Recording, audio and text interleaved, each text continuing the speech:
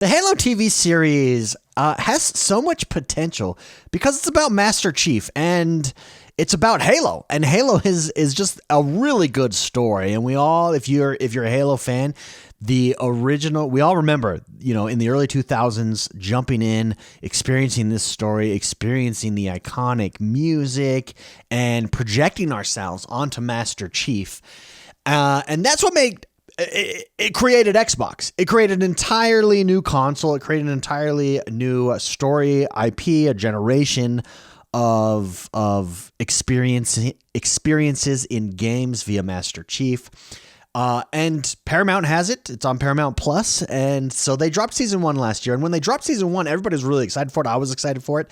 They dropped the trailer, and the trailer was amazing. The trailer was like, yes, please.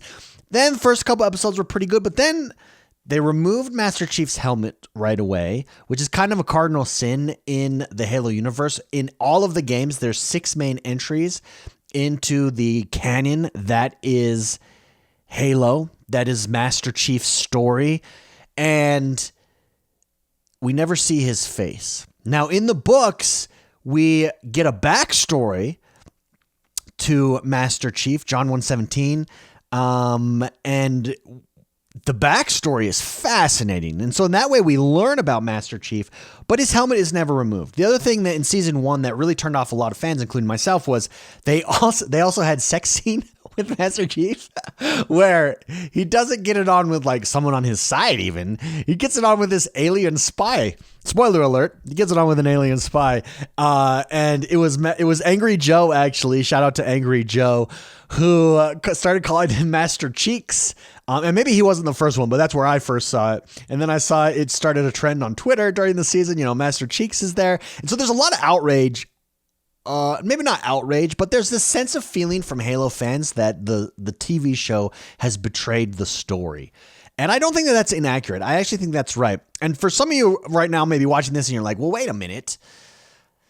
That's their right. That's their prerogative. They've not done it. I think this is overblown. I want to go through why I think it's bad to do these things and why I hope they fix this in season 2. The reason that this is a video today, that I want to do a video on it, is the comments from Pablo Schreiber, who is the actor that plays Master Chief, and what he said. And I think it's a little bit illustrative here of why there's a disconnect. And his statement kind of, in my mind, his statement shows that there's this disconnect, but let's go through it here. So here's what he said. He's addressing the helmet, because the helmet coming off in Master Chief is a huge deal. And it really kind of took away, in my mind, from the mystique, the mystery, the anonymity that is Master Chief. That him having that helmet on is how you're able to project yourself onto Master Chief when you're playing him. He is you. You are him. And when they did that in the show, the reason it's a big deal is you're choosing this. The reason it's a big deal is because if it's going to be done, it should be done in a game, number 1. And number 2, you're doing something that has never been done in the canon of lore that is Halo before.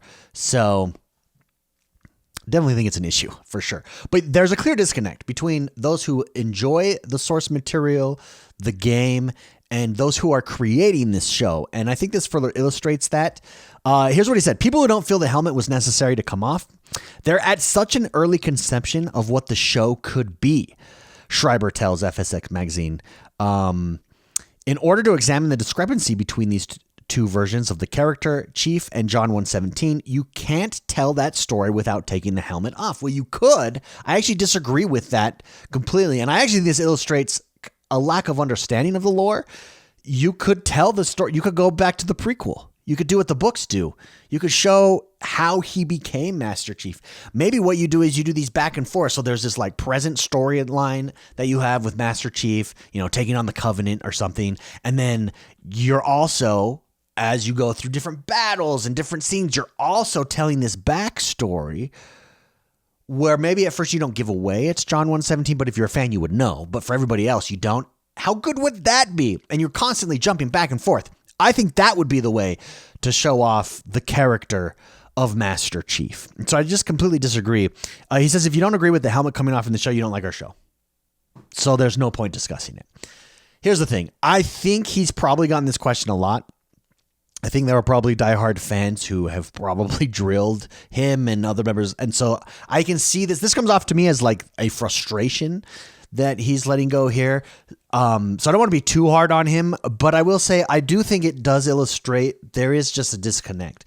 I think Halo Season 2, my hopes are not high for it as a result of this. And I do think it speaks to a broader discussion on why it's important for these shows to stick with the lore, to stick with the source material, and why it's important to do fan service in that respect. For Halo Master Chief, or for Master Chief in particularly, the reason the helmet's such a big deal, because you might be in comments right now saying it's no big deal. This was no big deal. I like the show. Well, chances are you're probably not a big Halo guy, which is fine. But here's why I think it is a big deal. It's just, number one, it's an iconic character design. Everyone knows Master Chief. His armor, his helmet, it's a part of who he is. The fact that his helmet has never been removed in a game, I think to remove it in a show in like was it episode 2? It was like episode 2 or 3, is very disrespectful to fans. And I think they should at least acknowledge that. And it's like they're not. And I think that's the part that comes off as extra disrespectful and extra disconnect and concerning for season 2, honestly. I already talked about mystery and anonymity. There's a mystique. There's, Master Chief is this mythical character. And you take that away when you do what you did to him with Master Cheeks and having him get it on with an alien spy. Like, what? That's not Master Chief at all. There's narrative consistency that's important. You've completely destroyed a narrative consistency between the show and the game. Again, I think we've already talked about this multiple times, but the reason, there's a respect for source material that clearly doesn't exist here. And then there's fans' expectations and sentiment. And I don't think fans of Halo are the sentiment is not very high on this show. Now, if you don't know the story, the show's probably not bad for you. And that makes it worse in my mind, because you're almost taking advantage. You're saying, we as fans know how good this story is, and we want to share that story with the world. Instead, what you're doing is you're saying, hey, you fan base have helped to create and have enjoyed this story and have helped to make it, rather create. When I say create, I mean turn it into a success and an ongoing success, your enjoyment of it. And so we're going to take that success and we're going to take advantage of that success by turning it into a show here, and we're going to use your enthusiasm.